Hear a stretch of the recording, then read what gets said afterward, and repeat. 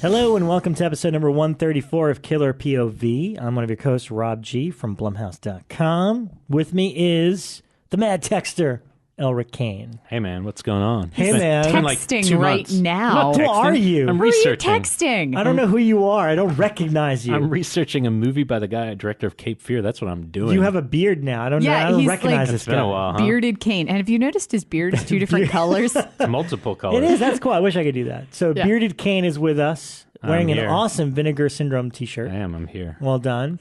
Also, editor-in-chief of Blumhouse.com, Rebekah McKendry. What up? I'm Welcome back, bitches. back. You look like you lost a little weight. Just a little bit. That's I cool. lost a human. You lost a whole person. But before anyone freaks out, it is alive. It's alive. It's awesome. It's killing. There's a problem with Becca's baby. Yeah. It's alive. It's alive. Rob missed it this week. I walked Greg and Ryan Turek and everybody in the office through like a play-by-play of the cesarean. Of the gory while details. Ryan was eating lunch just so I could keep watching him squirm. And then Rob walked back in and was like, "What's going on, guys?" And I was like, "You missed it all." And I was like, save it for the show. It was Don't take this the brilliant. wrong way, but women are all kinds of fucked up. They are. You know, like all, and not to sound like a misogynist, but all women, you're all fucking crazy. All of us. Because the fact that you can deal with that kind of gore, anyone who's had a baby, it's just crazy the amount of physical pain and gore you go through. It is. I don't know how you Are do you it. on drugs while this happens? No, hope. I don't usually take painkillers. Like painkillers make me sick to my stomach, so I never take them. What's the one that they put in your spine and it puts your whole lower That's the epidural. epidural? Yeah, that one I That did is have. a big needle. That That's is. a big needle. That's hard. That one I mean, did yeah. have. And honestly, the epidural is kind of the worst part because that you feel like it's a giant fucking needle going into your spine. But then after that, everything goes numb. And then it's just kind of weird because like you can't feel yourself breathing. That's what always weirds me out is both times I've had a C-section so far. It's like you can't feel yourself breathing. And then you have this like anxiety moment of, am I breathing? I must be breathing. I'm still, but I can't feel myself breathing. It's totally weird. This is all horrific. But the It really weirdest is. thing It's this really- time, so when we had birth the first time, Dave was like very conscious that he stayed on the good side of the sheet because they erect this like sheet so that you can't see what's happening to your lower section. There's going to be a And- horrific mess. Here's the sheet. Whatever's going on the other side of the sheet, you don't want to know. And so Dave was like very conscious. Like he was like more freaked out than I was the first time to stay on the good side of the sheet. Right. Well, this time they took Dalton Strummer over and put him in the incubator. And the doctor was like, "Come over and see your son." And Dave come over and I just see him turn slightly to the right and he makes this grimacing face. Like I could tell that he could see on the other side of the sheet. And then later after I was stitched up and my doctor's leaving, he goes, "What was that brown thing about the size of a basketball?" Oh, It was like sitting on her. And my doctor was like, "That's her uterus." Like apparently We call it Frank. they take organs out and then put them and then back they put in. them back. Oh, God. But my It's favorite, seriously, it's Jack the Ripper shit. I'm You, getting you see fucking like all these sick, organs guys. and you're like, what the hell? my favorite part of the entire ordeal, though, is your doctor, at least mine, she talks to me during the whole procedure because they want to make sure that you're doing okay and that you're not like freaking out or anything because they offer you anxiety drugs if you like get weirded out. But I always say no because I want to be very conscious for the birth of my son. So I didn't take any of the anxiety drugs. So she talks to you the whole way through. And midway through the surgery, out of nowhere, she just goes, "You have really great abs. What do you do?" And I was like, "I do P90X every day." "Wait a sec. Are you actually touching my abs right now?" And she Ew. goes, "Yeah." So you have And I abs was- inside there when there's a baby in there? Where do they go? So she explained Where this to does me the abs afterwards go? I don't because want to know. I was totally This is too weirded much. out. This is crazy. I was totally weirded out by the fact that she was like commenting on my abs from the inside. Apparently, if you don't have very good abs, they actually have to cut through them to get to the baby. But if you have good abs, like you work out a lot, they can pull them aside, take the baby out, and they will go back like elastic.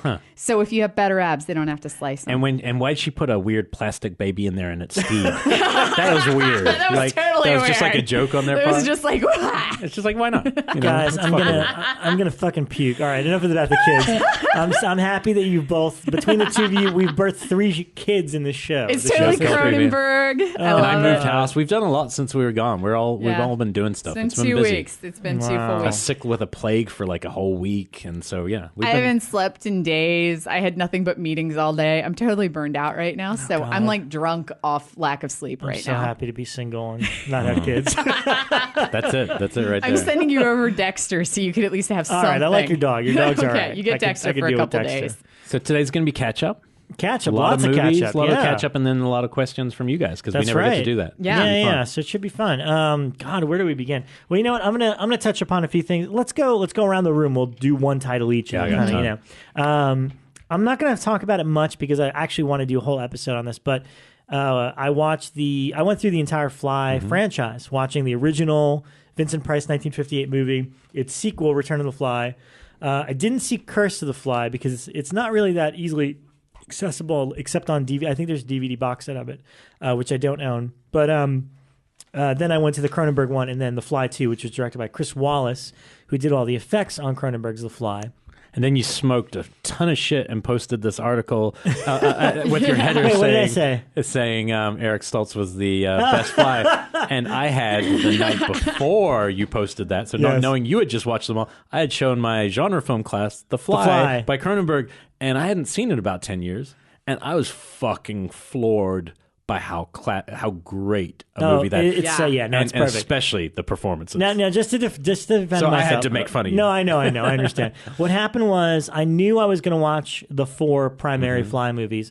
I watched the first 2 for my double take, and then I knew I was going to watch the next 2 the next week. My vague memory is how much I loved The Fly 2. I remember it being a really weird movie and super gory and just like fun. So in between watching them, I did like who was your favorite actor that played the Fly? That's right. And I jokingly said, I only wrote this so I could vote Eric Stoltz, which of course Elric immediately attacked me, being like, what are you, nuts? That said, and again, I don't want to delve too much because we're going to have some special guests. And we know Eric Stoltz listens, so we don't want to insult. We know Eric Stoltz listens. We may have somebody that wrote The Fly 2 coming on the show soon to talk about the Fly franchise. But within the first 5 minutes of Cronenberg's The Fly, I was like, this is a perfect movie. Yeah. It's perfect. It opens. The It's fucking movie so opens great. in the middle of their conversation. It's so and great. it just grabs you from that second Immediately. on. There's no Immediately. build-up. There's nothing. It's just like two people talking in the middle of a conversation, and then you're with them for the rest of the film. And it's so good. It's so unique to Cronenberg's filmography. Yeah. You know, because most of his stuff, especially the relationships, I always feel kind of cold and distant. But it makes sense that right before this, he made The Dead Zone, which is like the only other movie of his filmography that's kind of a romantic movie. Yeah, the actual love stories were warm. Yeah, it's a great love story. And then I think by doing that, he perfected it with The Fly, which is just, amazing. But we'll get to those movies eventually. If you have the Blu-ray or the DVD set of the Cronenberg Fly, there's fantastic documentaries about the franchise, about the making of it, because, there was another director on board that ended up having to drop out because his daughter got murdered during pre-production. What? And it was amazing. It's the whole story behind it is amazing. Mel Brooks is involved, uncredited. He produced it. He produced, obviously Elephant Man as well. Yeah. And that was his thing, is he would shepherd filmmakers like David Lynch and Cronenberg, but didn't want his name on it because his name was so associated with comedy. That if like Mel Brooks presents The Fly, you'd immediately think like, oh, okay. So he really was kind of a driving force producing some of these great films and these filmmakers without taking any credit for it. And that also explains why Daphne Zuniga from Spaceballs is the lead of The Fly too. It's the whole Mel Brooks connection. Sorry, back that up. You mean Daphne Zuniga from The Sure Thing? You sure? Because that's what Daphne Zuniga stars in. That's the movie I'll remember her from. And Spaceballs. Spaceballs. Spaceballs is more famous No, than The she's Sure Thing. I princess. rewatched it recently. No. I did not like it. Really? No. Yeah, it really didn't age well. Spaceballs? It didn't age well. I'm telling you. Besides the little alien dance number, that's amazing. That is, and the fact that they got what's his name back? Oh yeah, John Hurt. John Hurt? John Yeah, Hurt. John That Hurt, moment's yeah. great. So I won't go too in depth on The Fly either, but I will say what was cool about it. I had not seen it for a long time, even though I always loved it. The performance is just incredible, but I wasn't sure how I was going to play to, I guess they're 19 to 20-year-olds who had never seen it and never really, they'd heard of it probably, but Yeah. and it was so gross that I was like, I wonder if they're going to be put off by the gross out factor, because it really is gross. Watching it again, I was like, oh my God, this is like, can't it's not a believe- scary horror film. It's just a gross out horror film. yeah. Yeah. And they all loved it. It was their favorite film I had shown so far in this course that I was doing. And so I was like really impressed by that. They just really responded to it. They all loved it. And I was like, oh, I'm curious. I'll be reading what they write about it, but it's a great sign. And it's definitely, like, to me, it now top 10 horror films. Like, just has such a classic core to it. It'll be fun to go into detail about that. I have to watch Fly 2 again. I always thought it was really gross.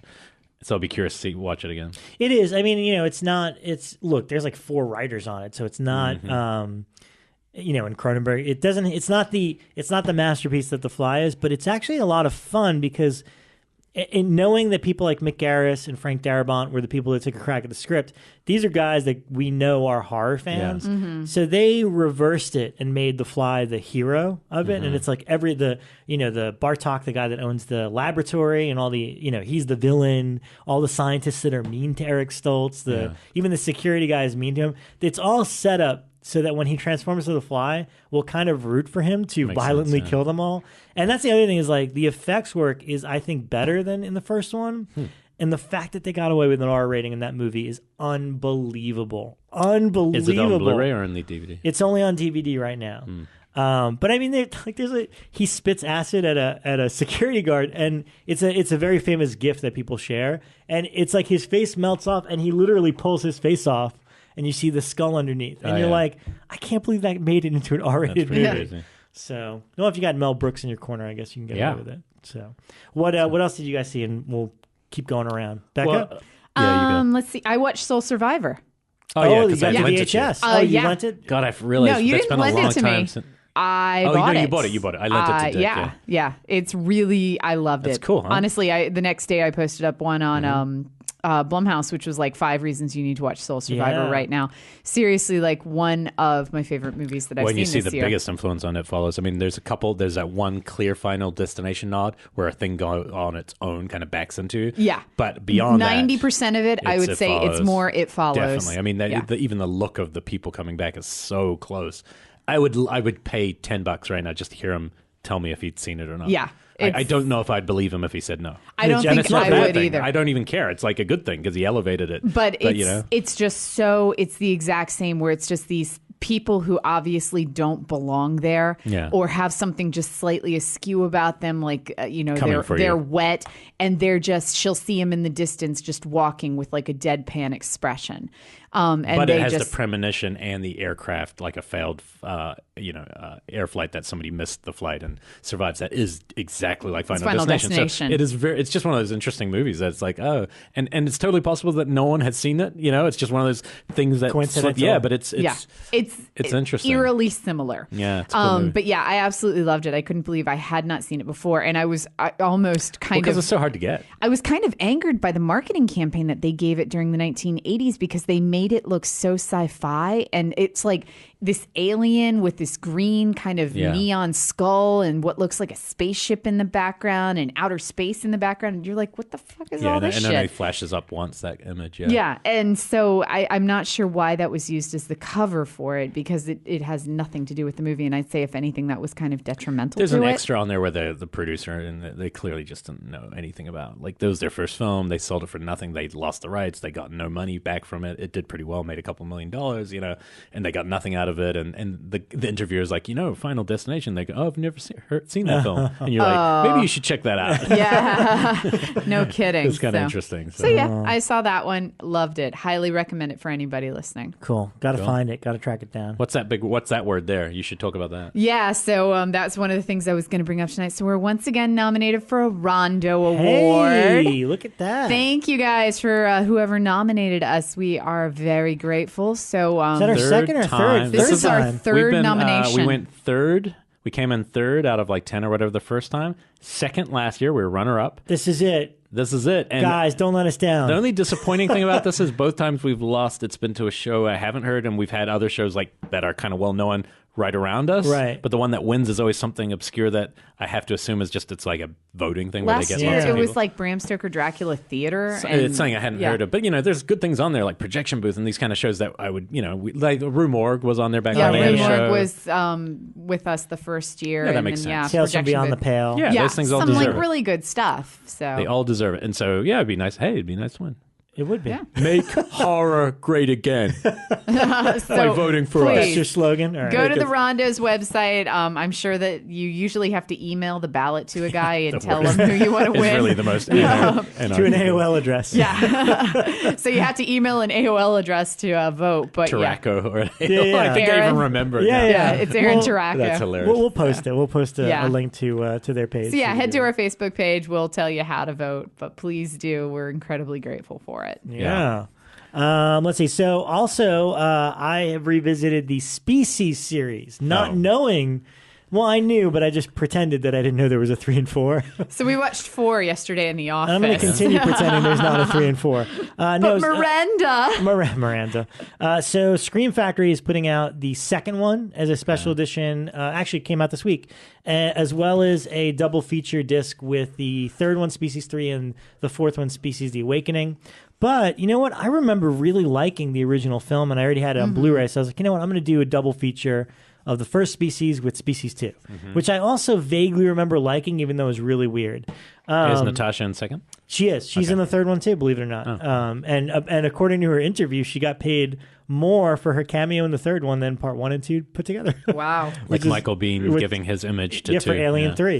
Yeah. Or 3, yeah. So I really like these movies, at least the first 2. First one's great. I'm not going to talk about it. 3 and 4 are awful. I tried. But the first one, to me, it's like, I wrote about it earlier this week. It's like, how did this movie happen? Because it's the director of like Cadillac Man. Wait. And No Way Out. Wait, back it up. The New Zealand director, Roger Donaldson, who made Sleeping Dogs, New Zealand's first real film. Okay, I didn't know this. 1978, starring Sam Neill and Warren Oates. So he's the director, right? Okay. Australian Kiwi, yep. Both. The writer is the guy that wrote Just One of the Guys. Okay. One of the greatest movies of all time. Yeah. And then you assemble this cast that consists of like Ben Kingsley. Very top Michael Madsen post Reservoir Dogs. Yep. Who's the doctor, the scientist? There's Alfred Molina, Forrest Whitaker. Yeah. It's like, and this is 95, like mid 90s, when horror sci-fi was not really that popular. So it's pretty amazing that this this movie came to be the way it did. But it's really good. I mean, H.R. Geiger designed Alien and all that. It's really, really good. It's an interesting, dare I say, it becomes a procedural almost right away. Because it feels like a big budget version of something that Cronenberg would have done as an exploitation film. Sure. In Canada, like a Rabid. Yeah. But done with a big canvas. Yeah. That makes total sense. It's totally sexy. That one scene where she goes to seduce the guy at the club. I mean, she has to do it. She has to have sex. Yes. Like, she needs it. Otherwise, and then she takes this guy, and then they're closing in on her, and it's just so like interesting. Yeah. So she's an alien-human hybrid that is compelled to mate. As soon as humanly possible. If she senses something wrong with your DNA, like there's one guy that she violently kills because he's got diabetes, then that's not gonna go. And it worked well. because I ran into her at a mall when I first moved to LA, and she had 2 little kids, and she was still the hottest woman I've ever seen in Los Angeles. Like, I just passed her, and she was like more like a soccer mom now, but still insanely attractive. No, there's a new interview with her on the disc, and I was like, she's like a hot mom right now. Wow, pretty she gave me the henstridge. So no, I really love the movie. The only thing that doesn't hold up well is first of all, it's close to 2 hours long. It's really long, and it starts to feel that way. It's like you can easily lose 20 minutes out of that like third act, and it'd still be totally tight. And the other thing is, so they do the Geiger design, and I think it was Steve Johnson that might have been on the first one. Did it. He's very prominent in the second one, but in the first one, so the effects work looks good, but they rely a little too heavily in the third act on CG.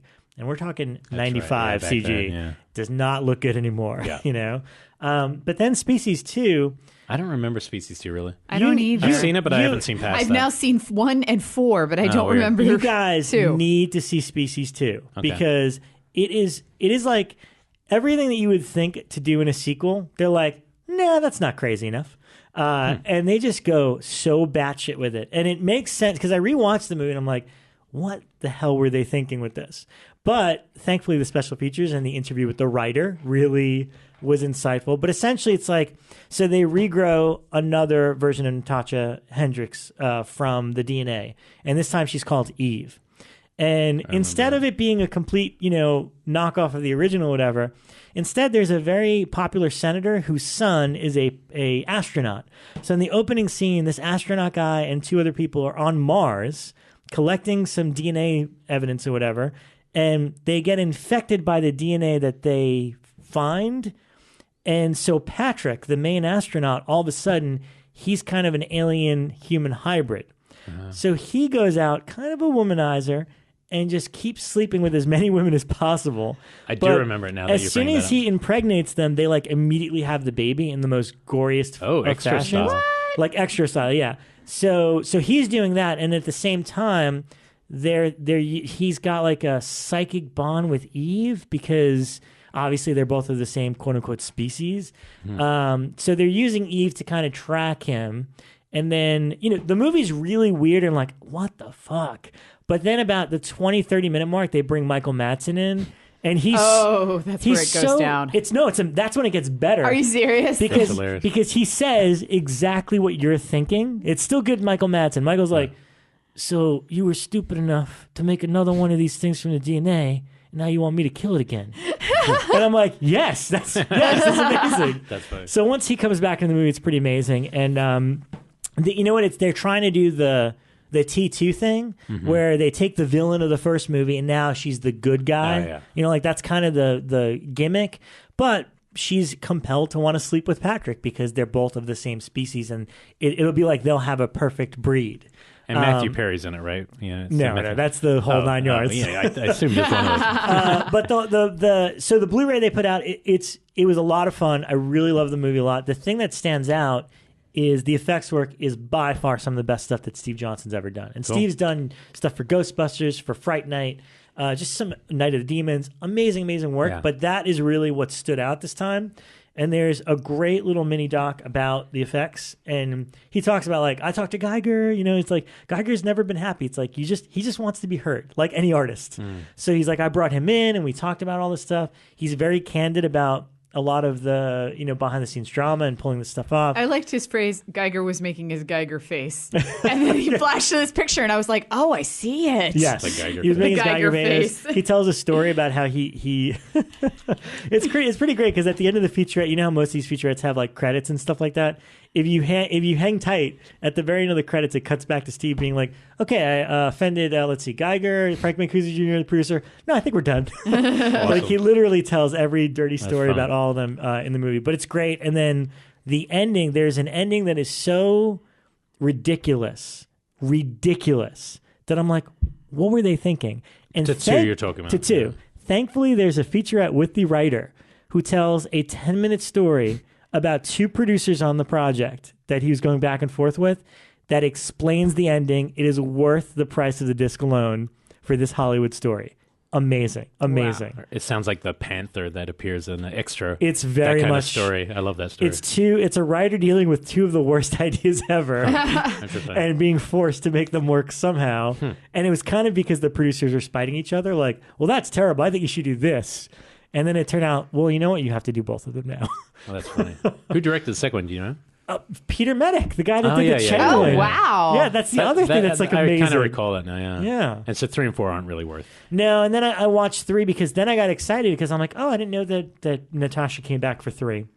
It's just the budget's, completely, I'll quote Steve Johnson. He's like, nah, they didn't want to give me any money to do 3. And he's like, and you just told me there's a part 4. So I guess, I guess I'll watch that too. Yeah. No, 4, Rob popped in at the office yesterday and I had no idea what was going on, except it was one of those movies where one character says the other character's names too much. Miranda, you can't go in there, Miranda. Miranda, what are you thinking? She was the species alien, whatever she was. Plus, I heard Jan Michael Vincent's not even very good in it, right? Or is that extra 3? I don't know. That's extra 3. At least extra's getting, hey, Dennis Atherton, you're getting your play.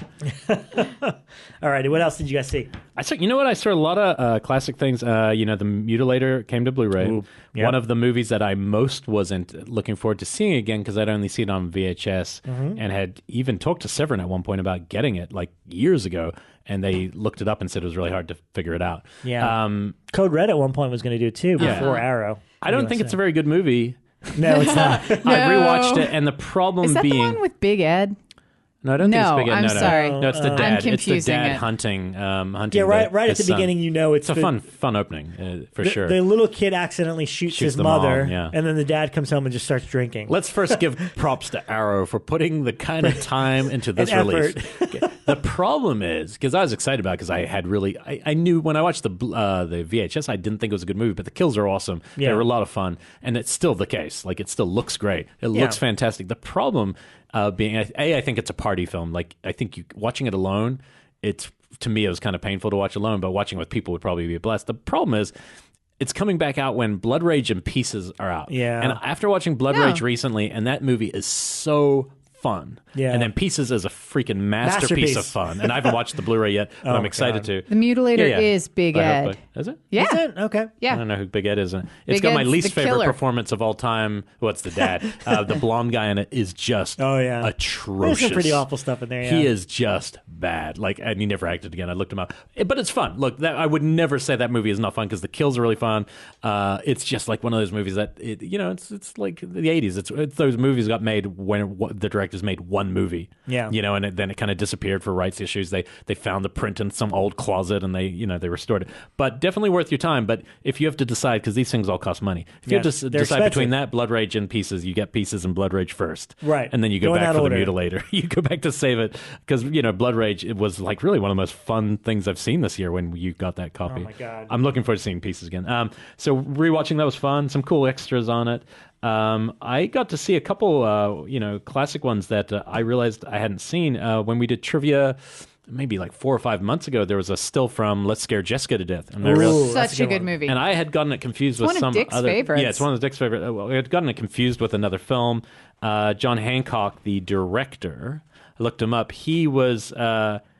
It was kind of interesting. I was like, because it's a very hippie movie, Yeah, well, it's supposed to be. I mean, that's the whole concept of like the hippies coming into the town, and everybody's like, we don't want hippies here. So. The biggest problem with the movie is the title, because it's a total misdirect. And this is kind of a spoiler, but in a good way. I think it'll make you actually enjoy the movie more. When I rented this movie, I was sure it was going to be like April Fool's Day or something, because Let's Scare Jessica to Death, they build this up that she keeps seeing things, and she's moving back to like this farmhouse after being in a mental asylum. So all I'm thinking is, it's that movie where they're going to scare her and think she's seeing things. They're going to scare her till she dies and take her property. That's the hook of the film. But the title has no contextual link to the story, which is actually like a ghost story vampire, basically it's ghost vampires, vampire story. Well, the main, it's this woman who should be dead, and it's like a ghost vampire infecting the town and her, and it's freaking awesome.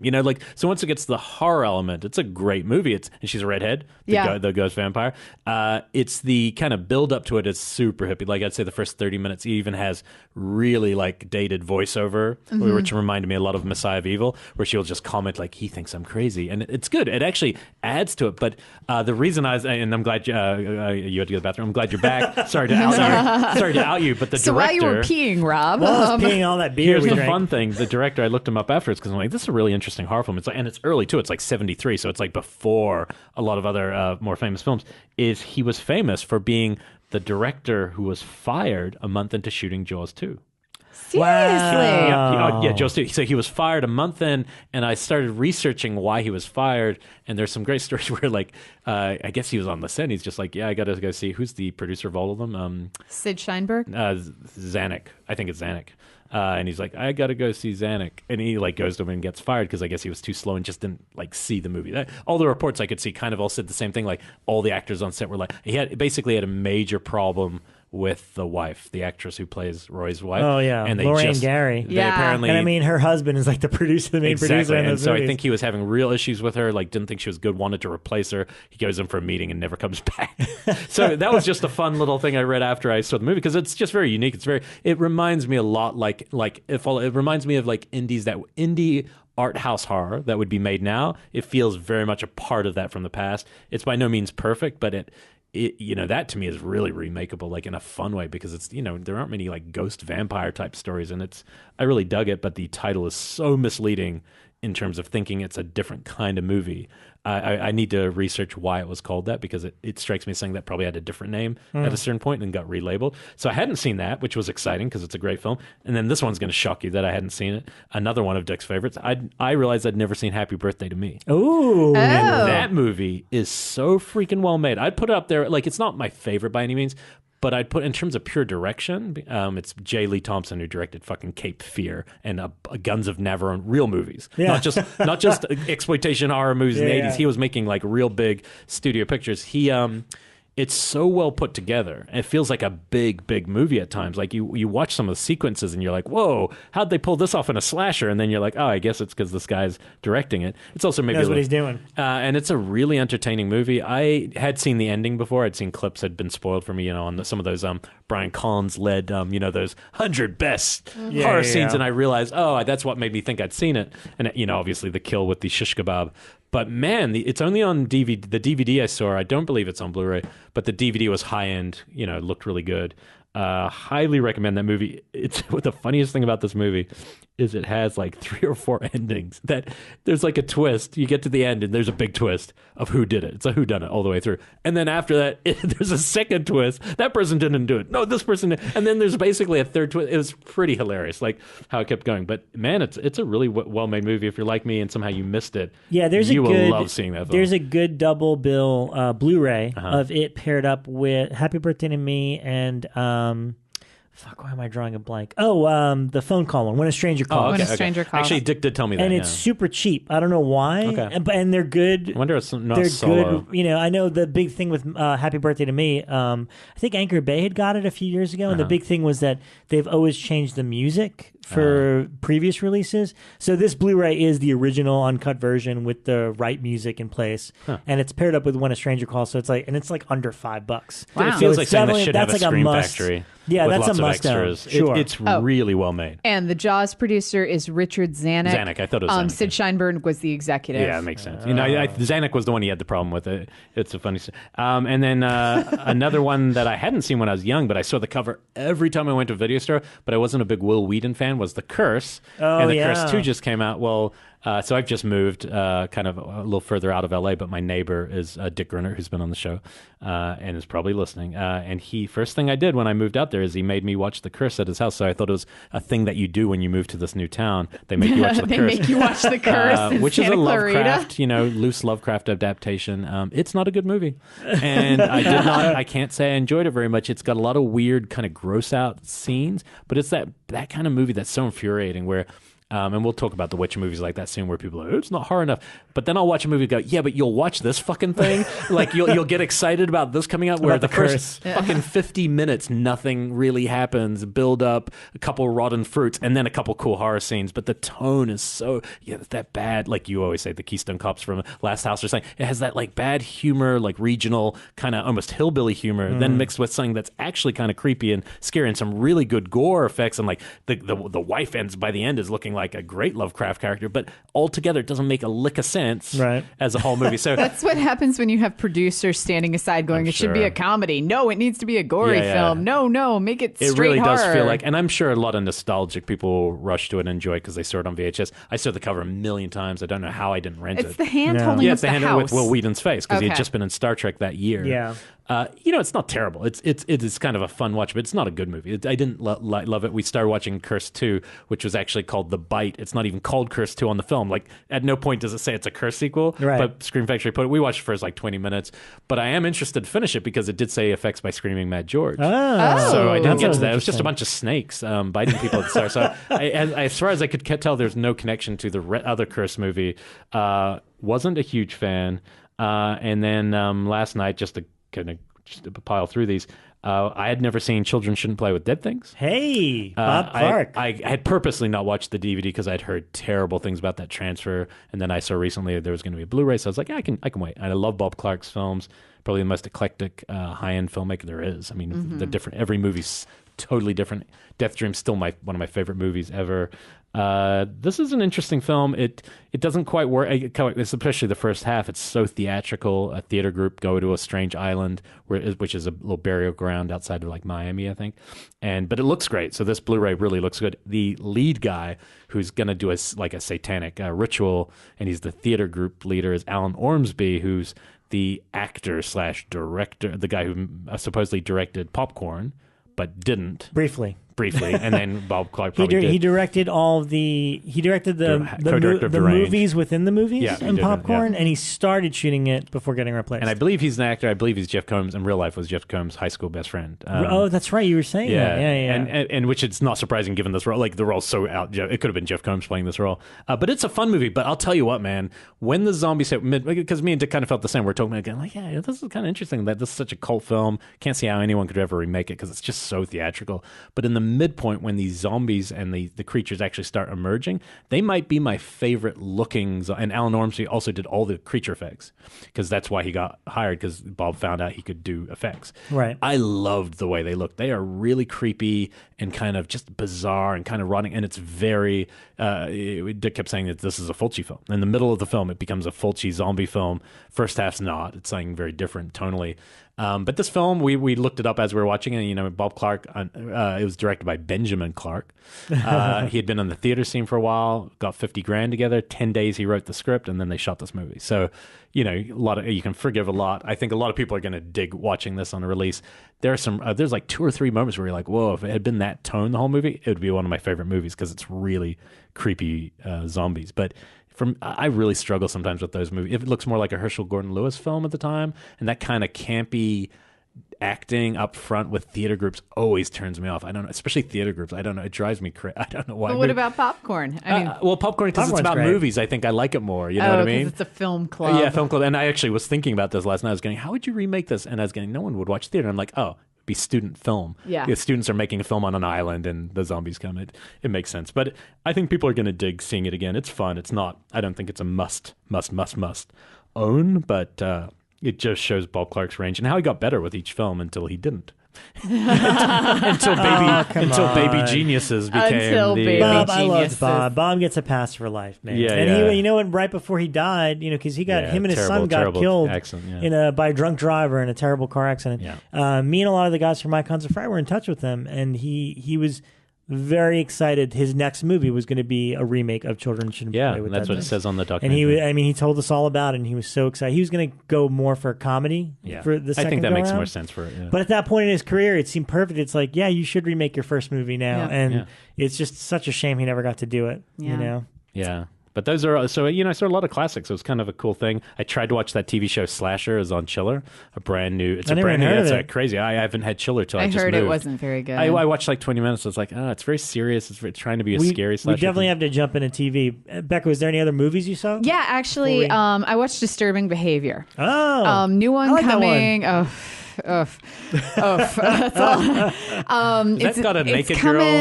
It's Katie Holmes. It's Katie Katie Holmes. Holmes. It's like her first post I remember, Dawson's Creek movie. Yeah. And the guy from Cyclops, right? James Marsters. Yeah, Yeah, I James remember that, Marsters, yeah. And it's pretty much an X-Files episode where it's a family moves to a small town. It's an older brother and a younger sister, and they move to this small town called Cradle Bay. And he's trying to adjust, but there's this club in the school called the Blue Ribbons that they seem like these perfect kids, but whenever they get angry, they like rip people's heads off and go nutty and shoot lasers out of their eyes.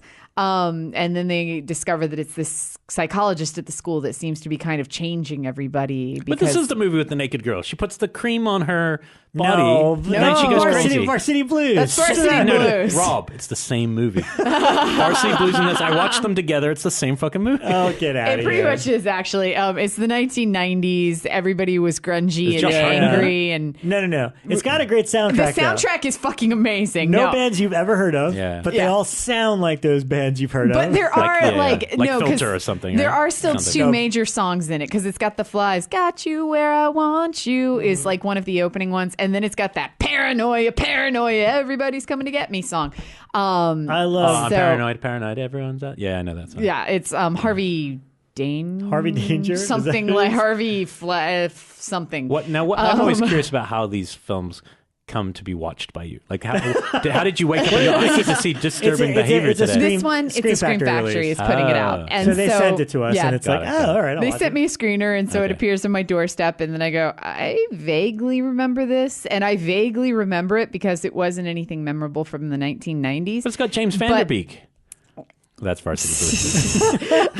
Maybe just skip it and watch Varsity Blues. I don't remember James Van Der Beek in it. He's in but Varsity Blues. I will say it did bring back a lot of memories of the 1990s of me going, I had that choker. And like the best part of it is one of the characters gives this incredibly long rant that rhymes about all the cliques in the school. Is it Nick Stahls? Because Yeah. Nick Stahls is the other lead. I'm a huge fan of Nick Stahl. I love him. He I am a gives huge this fan. incredibly long rant that is almost poetry at times about all the cliques in the school where he goes through and he's like, that's the skaters, the haters, the drug makers. And it's like, that's surprisingly awesome. And so that was like my favorite part of the movie. And then just the kids shooting laser beams out of their eyes. My vague memory. Well, you know part. what? I remember this was the first PG-13 movie in the post-Scream era. Yeah. Like all of a sudden, Scream, I know you did last time, there was like a Valentine, there were all these movies coming out, and they were trying to like, well, how do we make more money with these? Let's do one that's a little lighter. And then this was the first one of the bunch. But I do remember there's a deleted scene, or at least it was on the DVD, and I'm sure it's on the Blu-ray. But there's an alternate ending, and it's funny just for Nick Stahl's delivery. But there's an alternate ending where like, and I don't even remember the original ending, but in the alternate ending, Nick Stahl gets shot. And because he becomes like kind of reprogrammed the way that everybody else is. Yeah. But the second he gets shot, he becomes the guy that would spout out rhymes or whatever. And he goes up there, he's like, James Marsters like, are you all right? And he's like, yes. I guess this diminishes any chance of me meeting Trent Reznor. It was so fucking random. It was the That's funniest weird. one liner that a dying goth would say that I just remember like, that's pretty funny actually. That's kind of perfect. I'm looking forward to revisiting it. Yeah, it was. It had its moments. There were moments that I was like, "Oh, I remember this." And I mean, the soundtrack is great. It is a totally '90s like punk hardcore soundtrack This is my that I favorite love. song from it. It was called Monster Side.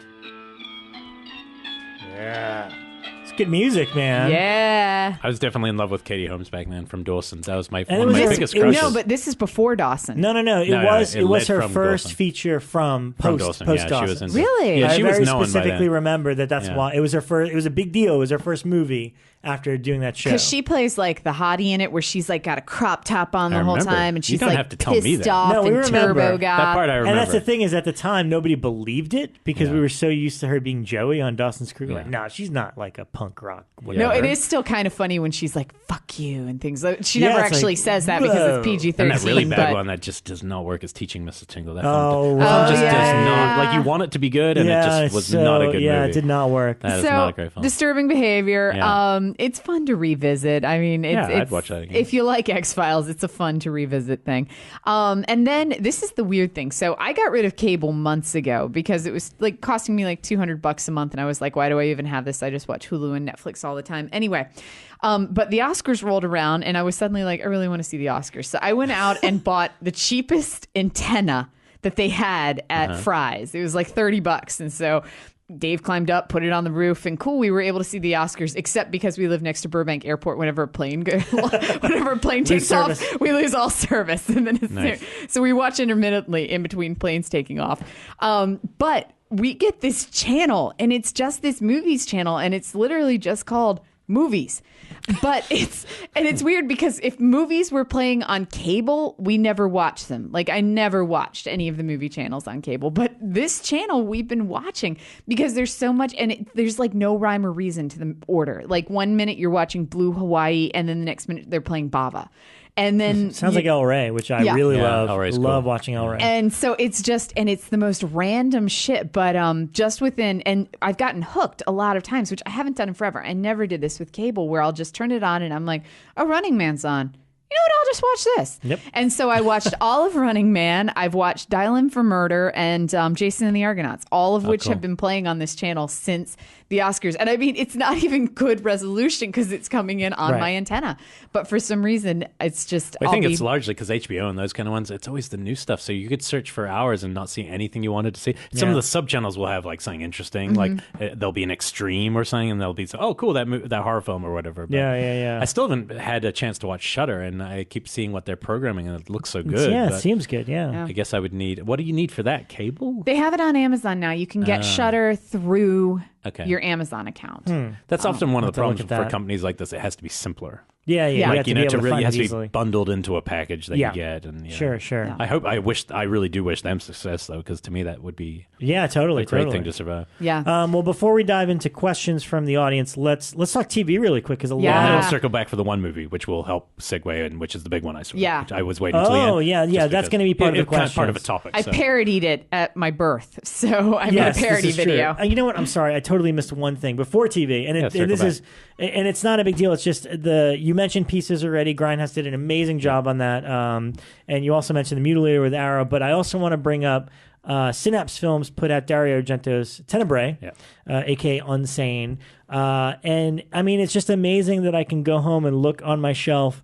And I just bought high-def versions of Pieces, The Mutilator, and Tenebre. But Tenebre is, like, compared to the others are fun, but Tenebre is a near perfect slasher film. It's great. It's really, I hadn't I seen think it might be his best movie. It's one. It's up Objectively, there. yeah. It's up. I love Deep Red, but I think Tenebre might be it. I Now think so. revisiting it this time, and it's pretty great. There's 3 versions of the movie on there. There's the regular American edition. There's the Italian one, and then there was one. I didn't understand it at first, but there's a slightly extended one that says it has American clips. And that's the one I watched because it's the first one they give you access to.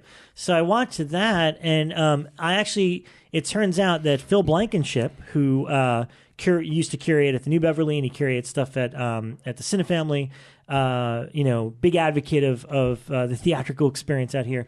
He actually had the only print in existence where when they look at newspapers or articles or the book, that it's in English. So that's what they meant by the English clippings.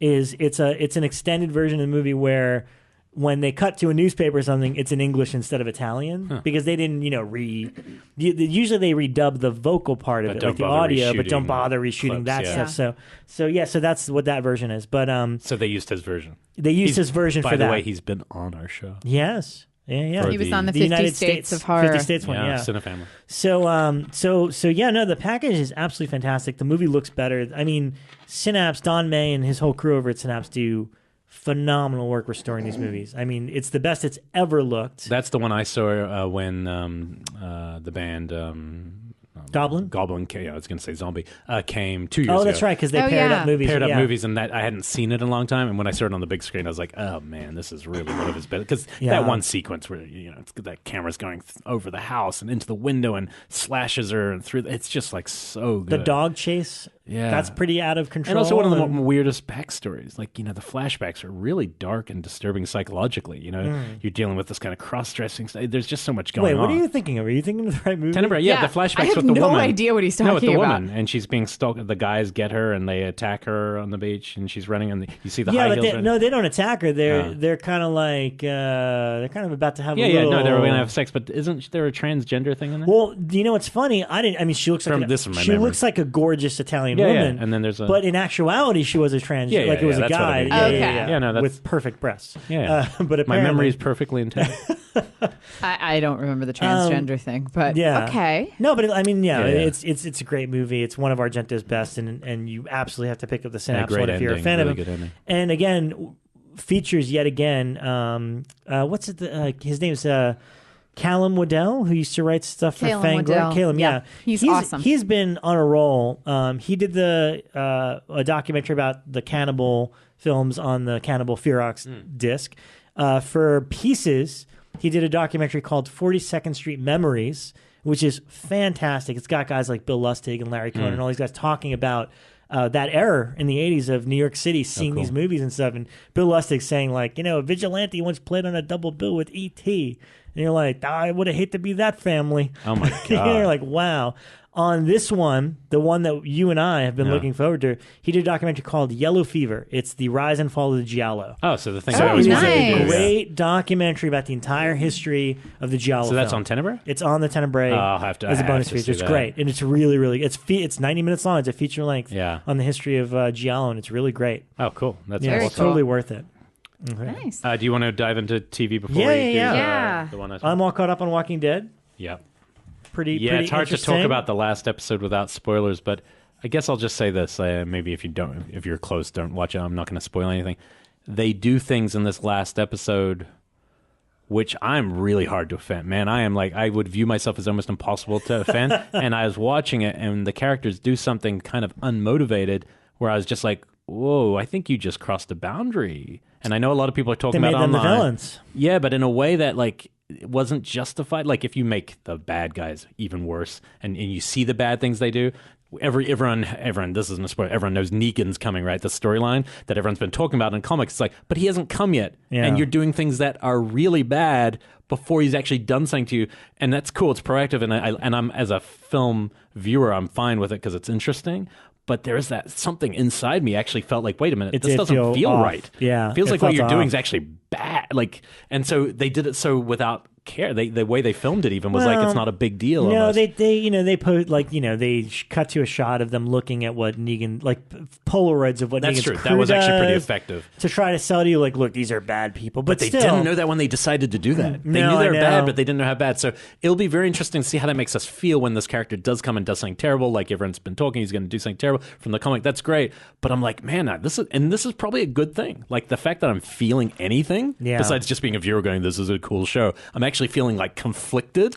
Well, you know what's interesting? You know, going back a few seasons, I think it was season 4 when they go to Terminus or whatever it is, and then it turns out those people are bad. But when you see their backstory, I mean, it's bad to be cannibal or anything, but when you see their backstory and what they went through, you understand why they became those people. And what was interesting about this last episode is they're not different from them anymore, because it's like, well, you've endured something, you know, just as horrible as those people. Were they really bad people now? Or, I don't know. It's really, the morality line is definitely weird. Getting blurred. But that could be an interesting thing. I hope it's kind of addressed, not just like, I know a lot of people are getting mad and kind of weirded out by it.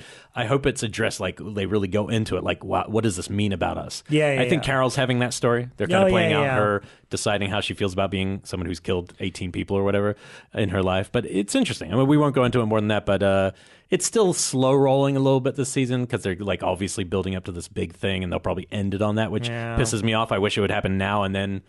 I still really like it. I'm curious. I have a feeling it will be somebody very different than everyone else thinks is going to die. Yes, exactly. I'm like 90% sure who it's going to be, and people are going to be pissed. But you know, c'est la vie. Sean Clark was going to love it. And that's my only guess. Hey, I'm allowed to guess because it's not spoiler when you're guessing. I know nothing. That's guessing. True. That's true. I'm guessing, Sean Clark. Don't weep into your wheat picks yet. Have you guys been watching 11/22/63? I haven't yet, but I want Hulu. to. I really want to see it. I've heard it's cool. It has its moments for me. I don't know. Like James Franco tries really hard. I don't know about Franco in anything, period. Yeah, that's kind of it. He might be the most modern actor there is. We're watching Spring it, Breaker's and perfect. Dave is like, I'm so into this. And I'm like, I don't know, James Franco, there's just something about him that's irking me. Like, he was amazing in Spring Breakers, but then there are so many other things that he appears in that I'm like, he just tries so hard. I think it's hard to take him seriously. Like, imagine him replaced by Mark Ruffalo in any role that's meant to be serious, and you're like, yeah, that's a better movie. I'm sorry. I mean, I love Franco, but, you know. Yeah, and that's kind of how I feel about this, is I'm like, the premise is great, the setup's great, the plot is just riveting, I'm interested in where it's going. But there's just something about Franco's performance that is really bothering me. How many episodes are they going to be? It's a limited series, I think it's 6, maybe. And it's based on the book. I thought it was like 10 or something. It might be 10. I do really want to watch it. And there are already 3 or 4 in, right? I'm on the 3rd one right now. Okay. And I mean, it's very cool where it's going. But I have to catch up. There's just something about Franco that I'm still just like, I don't know about this. Are you guys caught up on The Bachelor? No. Okay, time to leave television then. Okay. No. Too quick. 2 more. I mean, no, really quickly. I mean, I love that a zombie show is one of the biggest shows on television at the moment, and that I was able to watch back-to-back shows based on Psycho and The Omen all in one night. How was The Omen? I heard bad things about Damien. What's the deal? Damien is okay. Why were people getting pissed off there? There was a lot of negative. You know what? Because, all right, for us who know the movies and have seen it, it's a difficult sell because it's really just a sequel to the first one. And by that, I mean, like, they cut to footage from the original Omen. Oh, shit. So it is definitely that, but they ignore 2 and 3. So Damien is about 30 years old when you meet him at the beginning, and he's like kind of like a combat photographer or whatever, working, journalism stuff. And somebody in the line of, I can't remember where, he's in the Middle East somewhere, and a woman runs up to him and says, "It's all for you, Damien." And he has a flashback to the original movie at his 5th birthday party. He's not aware. He doesn't So know. no, this is the first time he's aware of it. see. So if you can swallow that pill, Yeah. like starting from scratch, literally, we're like, oh, okay. Huh. And also, it's kind of that weird Texas Chainsaw 3D thing where it's like, well, that was 40 years ago, wasn't it? But they're not saying when it Right, actually was. right. They're just saying he's 30 now, and 25 years ago, that's what happened. But he's still played by Sam Neill, right? No, of course not. No, a much more prettier version of Sam Neill's playing it. So no, it's interesting. Like, that's the thing. It's like I'm trying to separate the movies from it.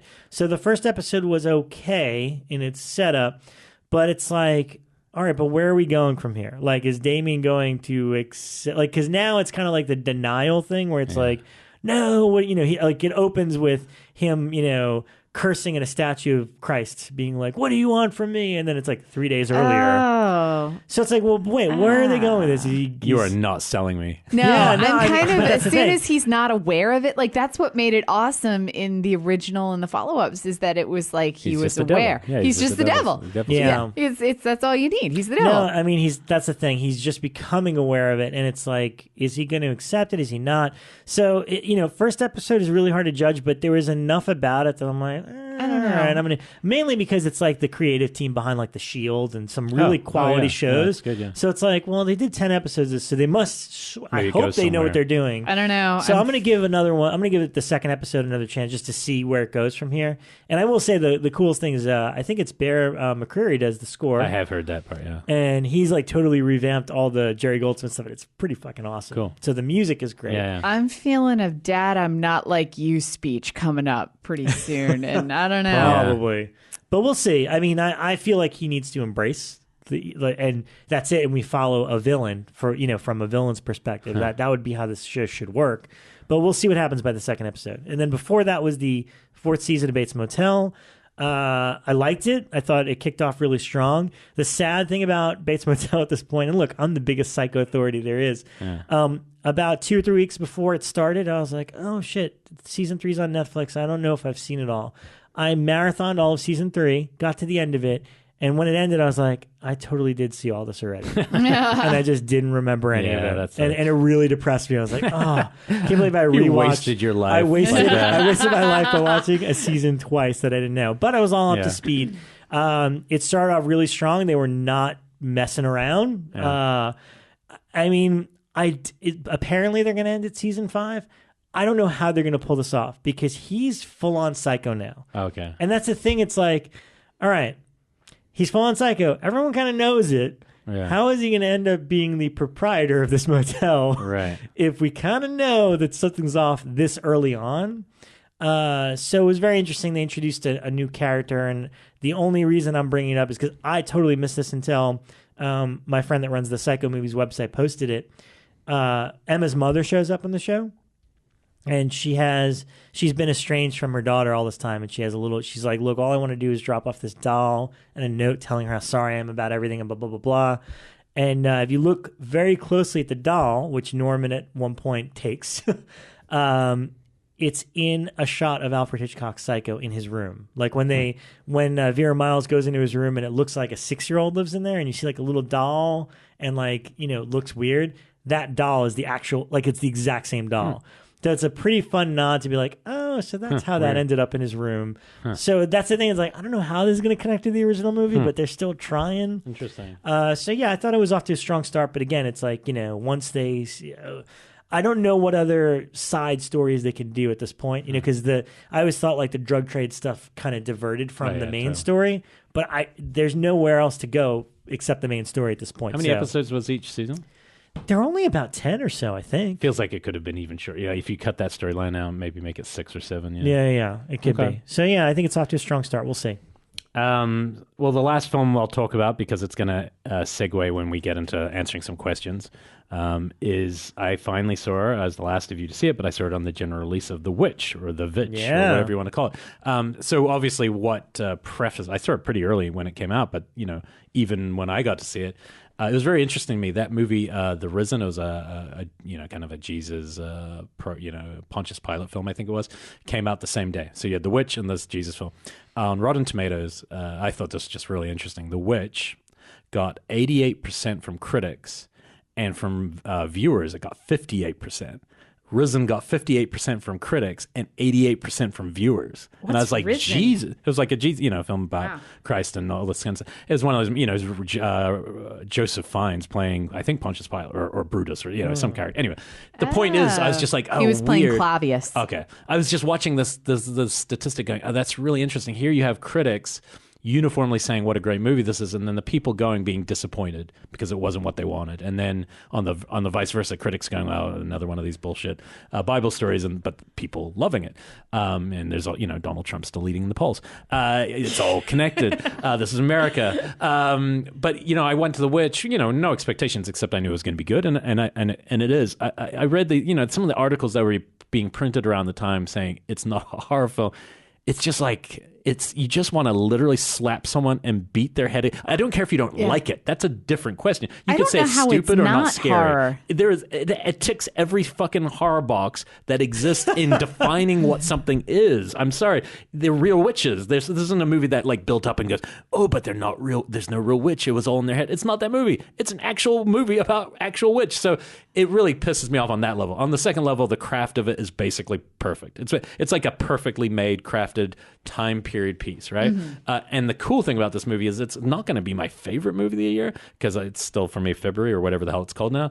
God, I can't believe it. So one of the terrible, hopefully it changes back to something else. But what I will say is it's a great sign when it's not my favorite film of the year, because it's a great movie, and I think it's the disappointment. I don't understand horror people being disappointed. I understand general audiences being disappointed, because if you put something on a big release, they're not expecting a little period piece. Yeah, if it's on a major release and playing at a mall near you, people are expecting Freddy Krueger or The Conjuring, and when you show up and nothing happens for the first hour, everyone's. But it does. I feel like that movie's like so subtle. One of the worst things ever happen in a movie happens in the first 25 minutes. I mean, it's awful. Like the baby disappearing. No. What happens to the baby? It's like, that's pretty brutal. No, that is brutal. So but I agree with you. That doesn't surprise me at all. The general audience thing, but what it was mostly horror fans and horror audiences reacting negatively to it, which would honestly, them saying, it wasn't that good, that wouldn't have surprised me. But the kind of the hysteria that you get from these kind of what they call overhype between that and It Follows and Babadook, which are all uniformly well-made movies, but The Witch, out of all of them, is kind of the most perfectly made. It's not my favorite of the three, but it really is a perfect little time period. Like 100 years from now, that movie will not have aged a second. It's a perfect little piece in it, and if you don't enjoy the kind of dread, I totally get if someone's, it didn't really scare me, but then I had some very young students, 16, and I thought they were going to be the audience that wasn't scared by it. I was just, when I knew they had seen it, I was like, I have to ask them about it. They thought it was the scariest movie they'd ever seen. I was like, oh, wow. It shocked me. They were like, it was so, they were going, oh, that last shot was so scary. I was like, oh, weird. I thought you were going to be the guys who weren't scared by it. Yeah. And so I think it's more than it being scary. I think it's just really interesting, because and the performance by the girl and the dad's performance just blew me away. His voice was so great. Yeah. I just think it's a really great movie, and it's a really interesting movie. And it just was I don't think I've been, when Babadook and It Follows, when all the stir about overhype came with those ones, I got it. I understand why people feel this way. But with this film, when they're labels of calling something not horror, I don't even know what that means in regards to this movie.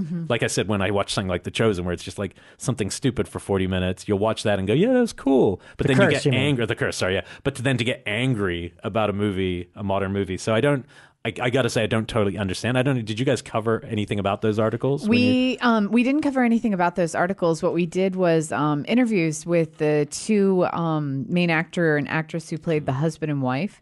And actually, if you go to our site, it's one of my favorite interviews that we've done on there because it was all about Black Phillip and about how all the other goats on the set were like awesome, but they wanted one that looked like completely feral, so they got an actual feral goat, and he ended up breaking the ribs of the guy who played the husband. In that scene where he hits him? In the scene where he hits him, and he actually spent the rest of the time, like, he would have to sit down in between takes and things like that because the goat broke his ribs. Like, they had to stop shooting for a few days while he was in the hospital from it. And just like crazy stories. So I was very fascinated. It's just a really interesting movie. It's, you know, what's really cool is like these movies that, and Bret Easton Ellis, we can, you know, talk about, he posted that article where he's talking about all the movies he didn't like and that were indie art house, which are all obviously my favorite movies of the last few years. But what was amazing about that article is that he obviously doesn't consider Ty West that, because Ty was on the show, and yet Ty loves Ty's but Ty is movies. completely He totally is. in that category. Yeah. So I would love to know how he defines What's the that difference differently. between Ty and him? Because Yeah, clearly that's there's a difference to him. But you know, I think the problem, what he's missing, because he's talking about it being a bad, you know, it's a bad sign, bad wave. It's like, yeah, but we're talking about something that expands what horror is, right? We're expanding a genre to survive, to keep surviving, right? And right now it happens to be thriving on films that are a little more art house, a little bit more independent, and that a lot of them tend to have like a theme. I know that's what he hates about them. They kind of have a point or a twist that, like Goodnight Mommy and Babadook, that have a actual answer to the horror. Yeah. You know what I mean? And I totally get why he wouldn't like that, but to be against all of them in this kind of lump, it just seemed like bullshit sensationalism on his part. But he loves Knock Knock. Yeah, exactly. Yeah, exactly. He loves, Well, so does Elric. and he's right. Let's hashtag free pizza. But yeah, it's just bizarre. Yeah, he does love Eli Roth though, so that's kind of weird. But yeah, I don't know. I would be curious to hear from you guys, even if whether you like The Witch or not. I'd be curious to know why, like, what you guys think the issue was. Right. But we did see a lot of debate about it on the site because, as I mentioned before, like while we were sitting in the hospital room, really bored, we decided to tape like a little like witch parody video. Oh, and they posted it up on Blumhouse. And underneath, instead of like, oh, that was cute, look at the cute baby, all the comments were like, I fucking hate this movie. It was terrible. Yeah. And I'm like, it's like your cute little spoof, and people are like, not even commenting on that, like, shittiest movie of the year. Yeah. And I was like, oh, all right. okay. What a Apparently venom. there's, a lot of anger towards that movie. Yeah, and I really don't totally get it. Neither do I. I got to be honest. I'm a little outside the box, so I kind of need to be educated. Like I think of Lords of Salem, like this is the version of Lords of Salem that like kind of worked, that kind of storyline. That Well, you know, part of it also I feel, and this is how I felt about The Witch, because, you know, you have the general audience, like people like my cousins that don't really watch horror movies. And then you get, it's kind of annoying where you get that text like, so I hear The Witch is the scariest movie ever made. And then I have to say to them, I was like, well, no, it's not the scariest movie ever made, but it's pretty good. You should go check it out. And then they get mad at you because you're like, you told me to check it out, and it's not the scariest movie ever made. So it's kind of like that general audience mentality where it's like they hear this hyped up thing, and it like once you immediately put that idea in somebody's head, this is the scariest movie ever made. No matter what they see, nothing will reach that expectation. Well, and also it seems like what they're looking for are the exact things I actually don't like in horror, which is like Woman in Black is basically what I'd hold up. Is it's built on jump scares. Yeah. They'll watch something like this movie and go, there aren't jump scares. There aren't the kind of scares that they're looking for, even though I think there kind of are and built, just not cheap ones. Yeah. There's not a jumping cat or a, you know, something like, or, you know, just the ghost quick soundbite that kind of flies at you. So to me, I don't know. Wait till you see the ending of Species 2. I just can't wait. I'm all over it. It's the Maniac Cop 2 of Species movies. But yeah, so anyway, I'd like to continue that conversation online for our fans who did like it and those who didn't, because I mean, you're definitely not wrong for not liking it. It's more like why the anger about it, about a movie like that. To me, that's a very effective film. Because the fact that got a pretty good sizable release is kind of cause for celebration. Especially it gives as an hope. independent film. It gives hope for future horror movies. Exactly. You know? Now, and the good news is it did well, made money back. This is a good sign for everyone. A24, they've got Green Room coming up, some good stuff, you know, and February. It's called the Black Coat's Daughter now. Okay, we're going to talk about this for 2 February seconds. is the movie that we talked about that Oz is Perkins. written and directed by Oz Perkins, which both Elric and I loved. It probably would have been my number one last year. I would imagine this coming year. out, I think, in April. Yeah, Or and is so it I late? It's assume later they this took year. when it didn't come out in February, maybe they changed the title, but that just seems stupid. Yeah. But the weird thing about the title, I'll say this, I've talked to 3 people who have seen it. Not one of us can work out what the title relates to. And I we've don't know. seen the movie. Yeah, I don't understand what I that... have no idea what the connotation is, and that's a problem for me. And it looks like it was moved into a B letter just to be on a Oh, earlier search God, engine. If that's the well, I wouldn't surprise me if you're an A or a B letter in a modern horror film and that in your title was changed. If that's the reason, I will be fucking pissed. I hope they think about it, and because there's some other title. I think what did I write? I wrote something straight away. The title came to me that was actually better as Better than theirs. like Black February. The title too. Just black. You get a Black B, February. and it's Black February, and you're good. What did they change the title to? The Black Coat's daughter. Okay. And there's no character with a black coat. And Elric was just saying, now we're calling Bekah out because she went to the bathroom. I went to the bathroom. Elric, Sorry, guys. And now Elric's about to, and I'm going to follow you. Yeah. Elric was just saying, he's like, me and 3 other people have seen the movie, and we can't tell you what that title means. I have no idea what it relates to in that film. I don't either. There's no, I mean, yes, there's devil stuff like mentioned and stuff, but it's like I don't remember anyone wearing a black coat and being the. You just all right, it just kind of pisses me off when it's such a good movie. It seems like such a clear like it's one thing to go more exploitive with your title, but to go more obscure with your title makes no sense at all. Yeah, hopefully we can talk to Oz about that at some point. Yeah. Okay, so it is time to turn the show over to you guys. Before we go to the questions, because I put up questions for Facebook, Elric put up for Twitter, and we're going to kind of rapid fire and go back and forth between the two. I did nothing because I'm not sleeping nights yet. You got cut open a few days. We're going to give you a pass on this one. Thanks, guys. I didn't do homework this week. But you know what? I really, we need, none of us, usually all 3 of us kind of alternate between all the social medias. We didn't get a chance to reply to this one message, but a gentleman named Rob Galluzzo wrote to us on the Facebook. Gentleman from Australia that just discovered the show. He came kind of backwards from Wes Craven, looking for something regarding Wes Craven when he died, and came upon the Wes Craven tribute, which was also our Jump Cut tribute episode. And he wrote us a really lovely message that we all 3 of us want to thank you for. It really made our week. I guess he was kind of blown away by the fact that there was something like Jump Cut that existed, and that there was kind of a community and other people that just talk about horror movies.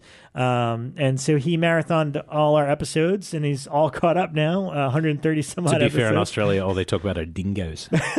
So, I understand why he's lacking and thirsty for horror. Are you starting a fight with our bloody Australian dingoes, mate? Yeah. You're starting beef with our Australian. No, we love them. We do love But what about Aaron? I mean, Aaron's great. Aaron's great, yeah. He totally is. Aaron Drives. Come on. Our guest from episode 100. He's not even Australian anymore. We met him in Texas. He's a Texan. As far as I'm concerned. Wait, where does he live now? Samoa. Yeah, Samoa. Or oh, Tonga. My God. Oh, whatever. Where the hell is that? Could even be Fiji. All I saw him in, he had no shoes. One of those islands. But to Rob, thank you for writing us. We really do appreciate your feedback and your message. And again, me and Elric were talking about it. We in case you didn't notice, we went to the bar next door before the show. Yeah, we did. And we were already a little ready to go. But we were saying the idea of somebody, working in Australia, listening to our show, and that helping get through the day. Yeah, exactly. Like helping someone's day or making their week or drive, like a lot of you commute a little better, is actually like very high praise for something like this. Yeah, we do appreciate it. That's all we need. It makes us feel warm and fuzzy. It's our fuel. It's our fuel. So with that said, let's go to open up the questions. We never do this, so it's nice to be able to do this. And there's a lot. Okay, so let's see. You know what? A lot of it on Facebook, at least, and let's start this way, is mostly our feedback to certain news. So, of course, people wanted to ask you about The Witch. You just talked about it.